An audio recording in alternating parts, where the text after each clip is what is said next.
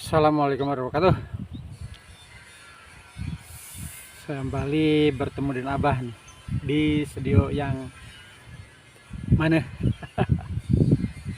Sesuai janji Abah kemarin, kita hari ini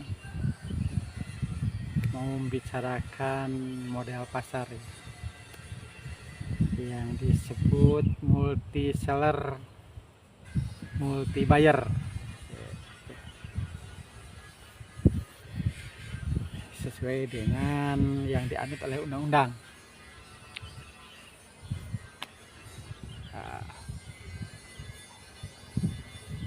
Sebelum Abah lanjutkan, jangan lupa like, subscribe, lonceng, dan komennya. Itu kadang-kala lucu ya.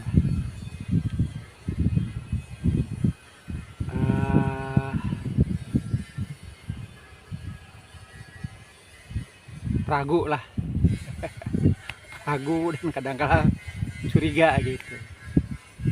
Jadi salah satunya yaitu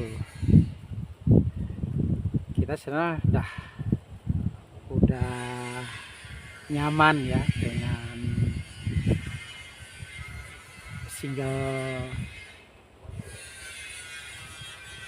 buyer, single seller tuh udah nyaman sih dari zaman dulu, udah zaman Belandanya. Ini kalau zaman Belanda itu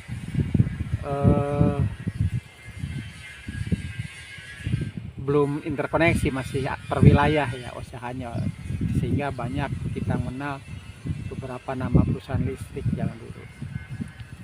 Ada OGM, EGBO, ada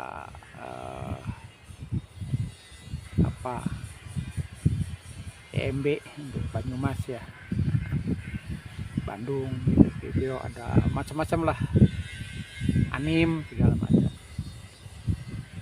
Prinsipnya sama, monopoli, tapi di daerah yang lebih sempit, yaitu karena belum masyarakat lah, listrik itu masih untuk kebutuhan perkotaan, sehingga ya hanya di kota-kota saja.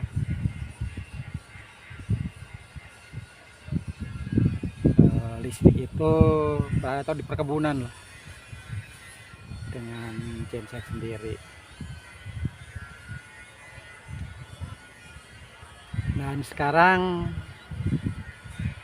sehubungan dengan adanya krisis moneter, kita ngutang ke IMF dan IMF nuntut bahwa pasar kita, terutama BUMN, itu harus dirubah. Semua yang monopoli harus dirubah jadi kompetisi ya, sehingga muncullah untuk kelistrikan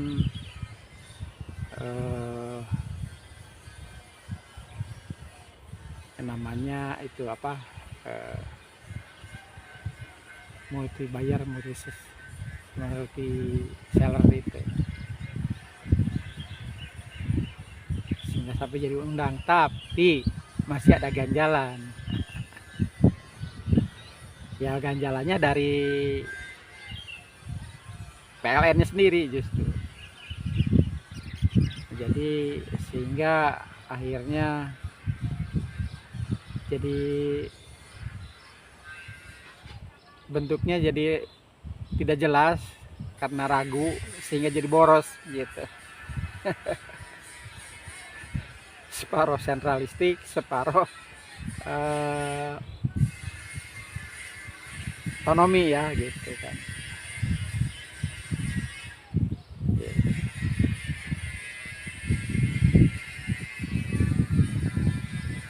Jadi seperti kalau pemerintahannya sih nggak berubah, kita masih sentralistik ya.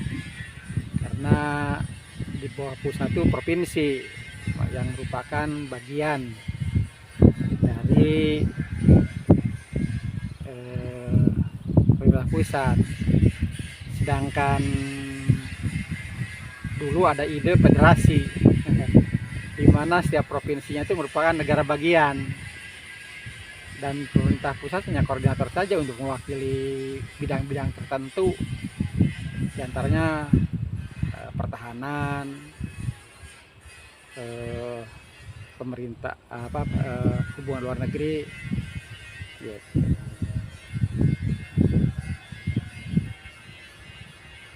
Nah, di PLN juga sekarang tuh nanggung ya, nanggung dengan dulu yang sentralistik dari mulai pusat ke daerah dengan unit-unit pendukungnya dengan tugas yang jelas gitu ya, dirubah sekarang. Walaupun bagaimanapun pembangkitan, pemeliharaan dan itu udah otonomi itu, karena udah anak perusahaan lah, udah negara bagian lah kalau dalam pemerintah negara, udah negara bagian gitu. Sehingga orang luar pun bisa jadi komisaris kan.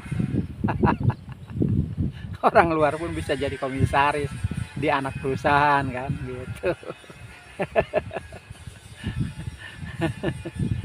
Kalau dulu nggak mungkin orang itu, kecuali di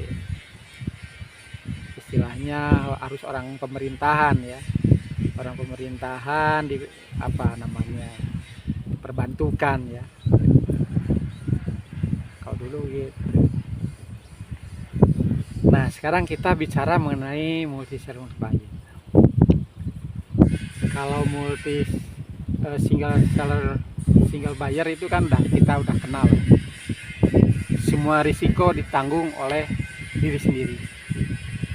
Termasuk sekarang walaupun kita membeli dari IPP, kita beli dari IPP, tetap aja pembelinya kan satu, PLN.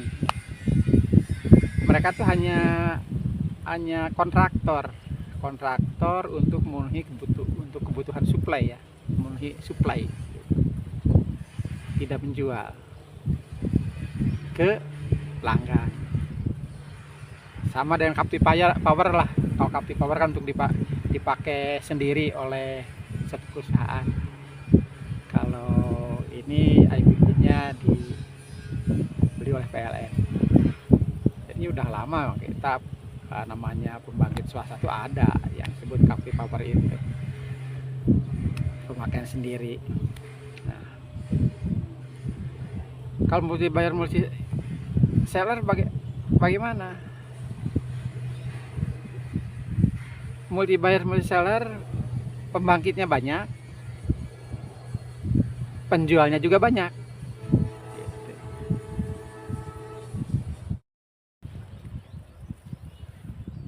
Jadi perbedaannya adalah penjualnya atau produsennya banyak, yang menjualnya juga banyak. Gitu.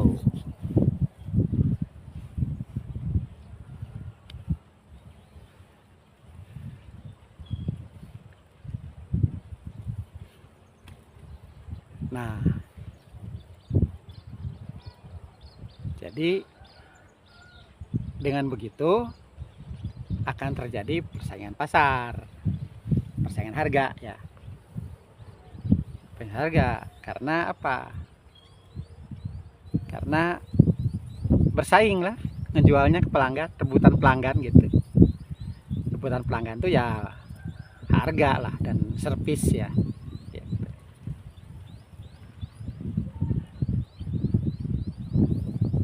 Undang-Undang Nomor 20 kan yang ngatur ada lembaga sendiri, yaitu Badan Pengawas Pasar Tenaga Listrik P2TL. Di Undang-Undang 30 nggak ada.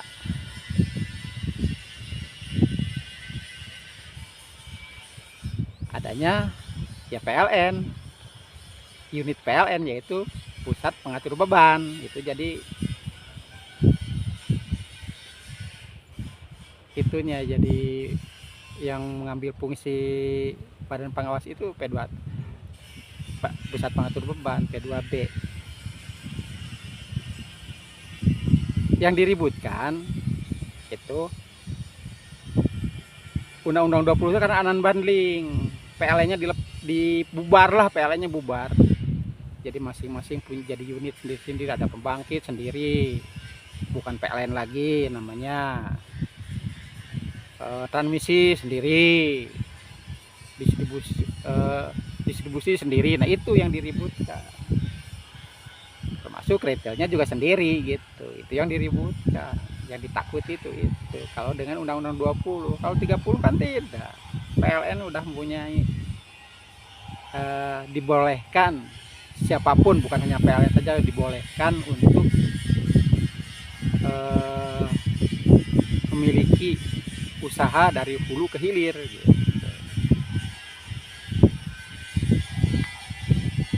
Itu yang diributkan tuh, yang dikhawatirkan tuh itu dulu. Biasa jadikan alasannya, harganya bakal tidak terkendali apa. Bagaimana tidak terkendali? Bersaing. Kalau bersaing yang murah masuk gitu. Dan untuk Jawa, PLN itu kan menguasai 90% lah ya, daya terpasangnya.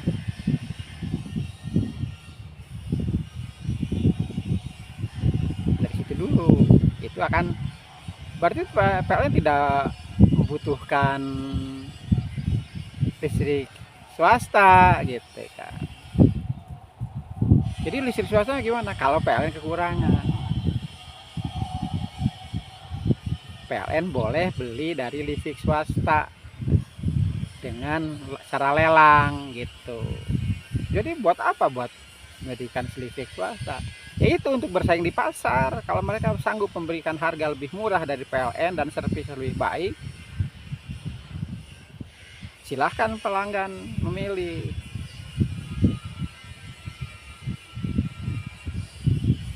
Dari mana belinya? Dari retail mana belinya gitu.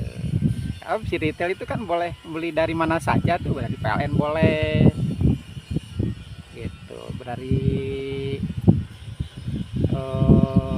pembangkit swasta boleh gitu.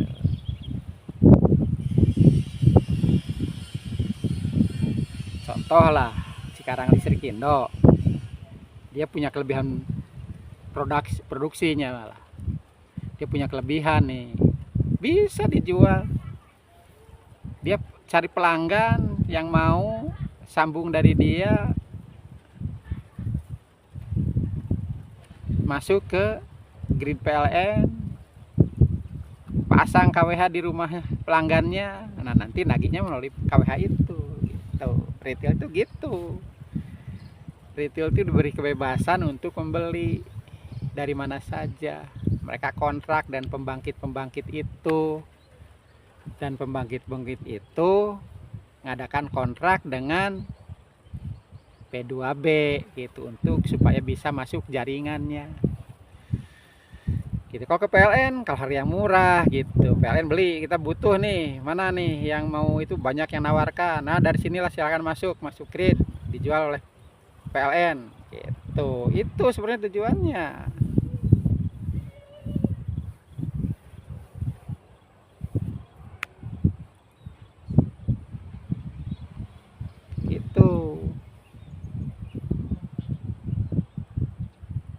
Itu untuk Jawa. Jadi tidak akan kehilangan lah. Untuk Jawa begitu.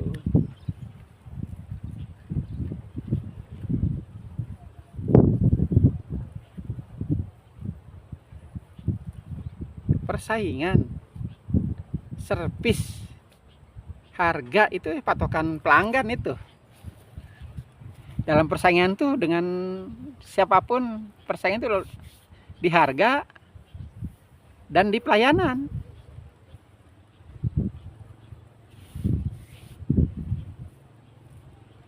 Itu. Jadi nggak akan mengompori harga apa-apa.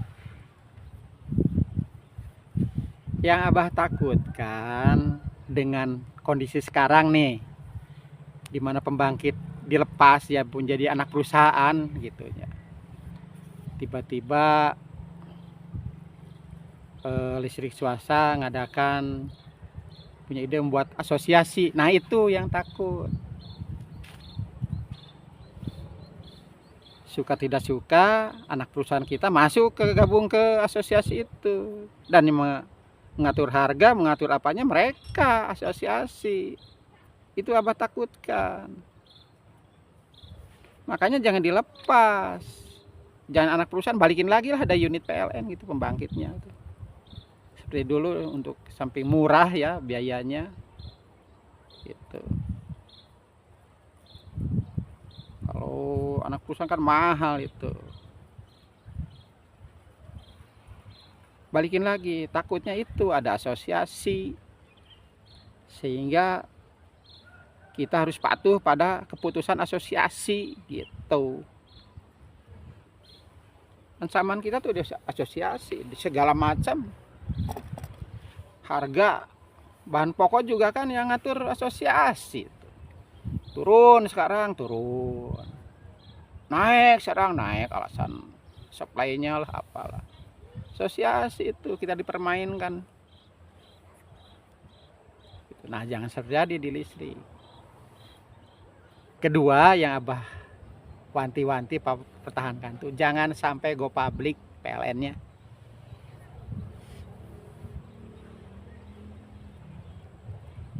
Jangan sampai go public.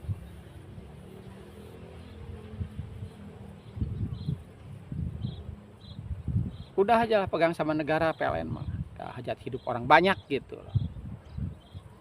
Walaupun ada di pasar bebaskan ya melalui MBMS itu, tapi nggak akan mempengaruhi kinerja PLN itu. Pelanggan mikir-mikir dulu lah. Makanya apa pernah bilang dulu pernah ditanya gini, kalau Anda buka retail, apa yang menarik?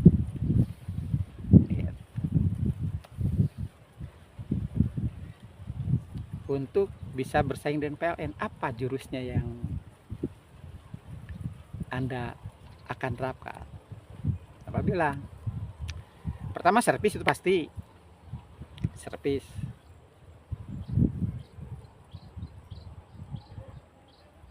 Kedua, Abah nggak akan menggerus pelanggan PLN lah. Silakan PLN pegang pelanggan 90%. Abah nggak akan ngutik-ngutik 90% silakan oleh PLN. Apalagi kan di si PLN ada PSO kan, ada subsidi dari pemerintah. Pelanggan itu otomatis sama PLN. Abah tidak butuh pelanggan. Yang dibutuhkan adalah omset. Biar pelanggan hanya 10%, tapi omsetnya 90%, itu yang akan direbut. Dan itu yang menakutkan. Yang jadikan kekhawatiran itu.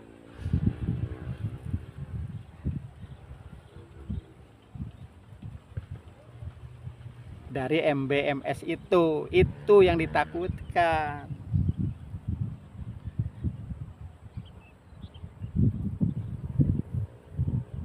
Itu. Tapi untuk Jawa tidak mungkin lah sampai terjadi yang Abah sampaikan itu. Gak mungkin. Karena apa? Udah mayoriti ya. Udah paling kuat. 90% dari terpasang. Hanya 10% swasta. Kalaupun nanti nambah banyak gitu kan, tetap aja PLN harganya tidak akan kalah. Karena apa? Punya PLTA.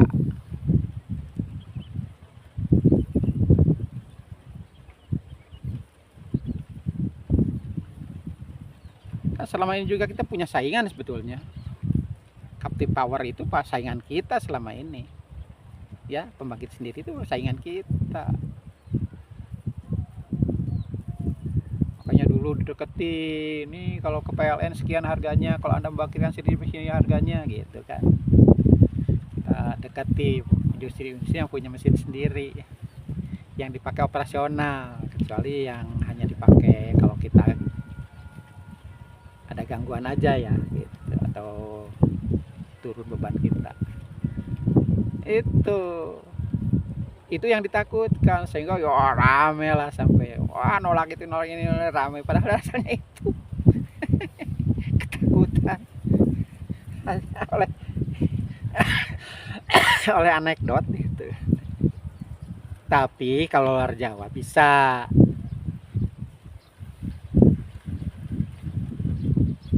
swasta menguasai, karena posisi PLN-nya belum begitu kuat, bandaranya sedang berkembang. Tapi kalau Jawa mah enggak lah. Makanya dulu kenapa Jawa yang pertama dilaksanakan gitu dengan begini tuh gitu kan, untuk pilot project percontohannya. Nah makanya sekarang harapkan sih untuk efisiensi ya, balikin lagi lah ke zaman dulu lah. Pembangkit nggak usah anak perusahaan lagi, unit pembangkit, PJB, PJT, apa kayak gitu lah.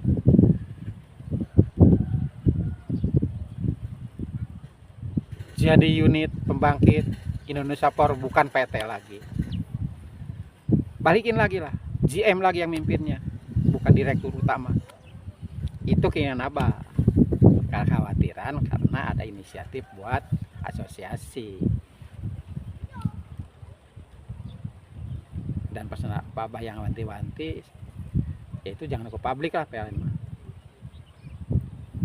Cukup jangan jual saham, tapi cukup cari obligasi sajalah, pinjaman, cari masyarakat obligasi. Itu. Jadi jangan ditakutkan MBS tuh.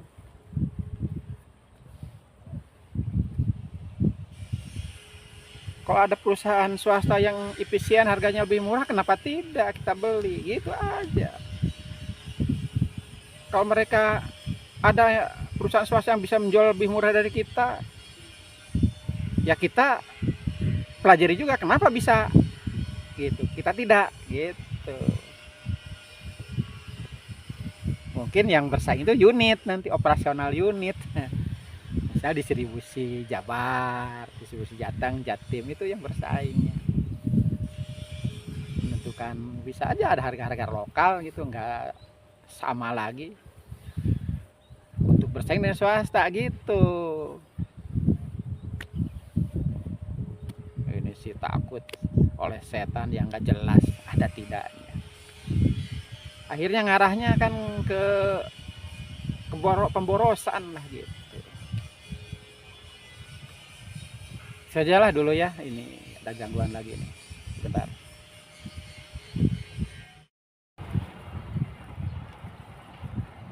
Jadi balikin lagi aja lah, jadi PLN sagemblengnya seperti zaman dulu, jangan dipecah-pecah merupakan seperti jadi anak perusahaan, jangan, untuk yang inti lah gitu, jangan.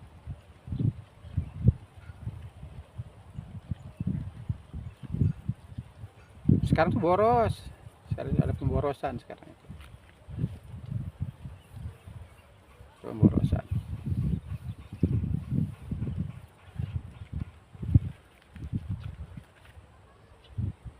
Gitu. Kecuali kalau di luar Jawa. Nah, kita perlu juga memperkuat dulu sebelum membukanya.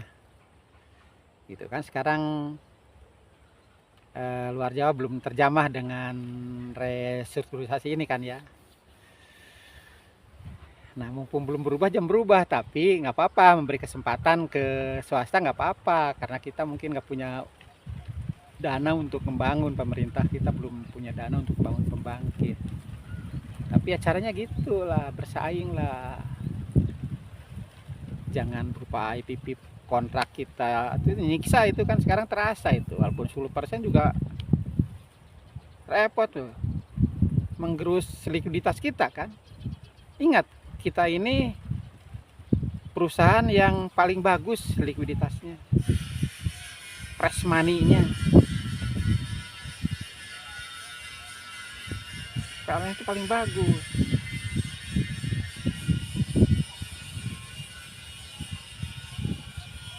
Itu yang buat orang ngiler gitu loh.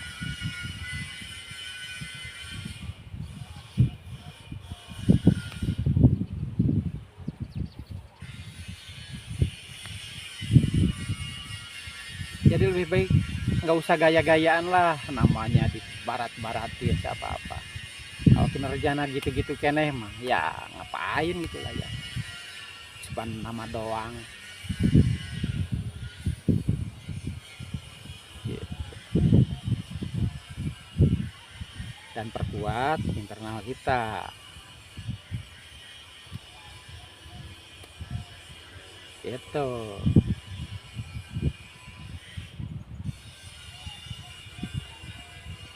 Tuh yang paling penting.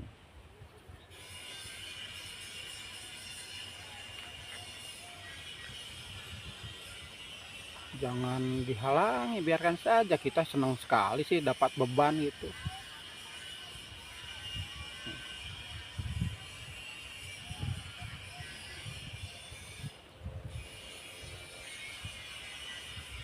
Jadi ya silahkan yang sudah ada bersaing dan kita. Kalau kita butuh, kita beli dari mereka. Kalau sekarang masih butuh, kalau udah dinyatakan multiplier, multi seller, ya mereka otomatis perjanjian TOP-nya harus batal. Cadangan kita masih 10%. Kan daya terpasang kita sekitar 45. Daya terpasang kita bukan daya terpasang, apa, KP, beban lah ya, beban kita, pelanggan kita kan sekitar berapa, 35 atau berapa kemarin, lupa apa, 35. Mereka kan kecil sekali. Kalaupun mereka harus menjual ke itu, kita masih kuat di pelanggan. Kita punya cadangan 10 giga ya kalau salah sekarang ini. Kecuali kalau industrinya benar-benar berkembang balik lagi. Sekarang kan isunya banyak perusahaan asing yang hengkang. Kalau berkurang pelanggan-pelanggan besar kita, PLN makin berat kalau masih mempertahankan IPP itu.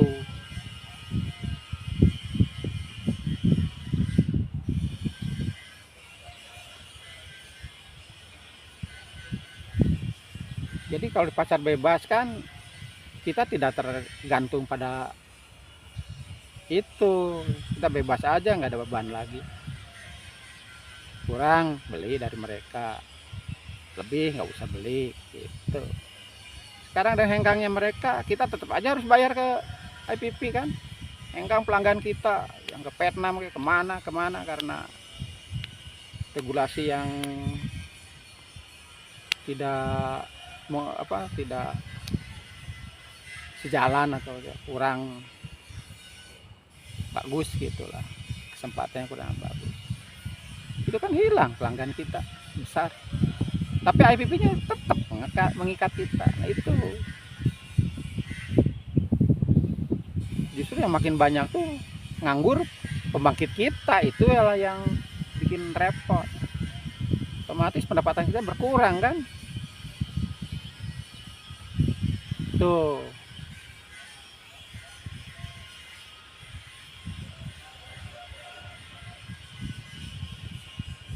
Itu aja lah ya.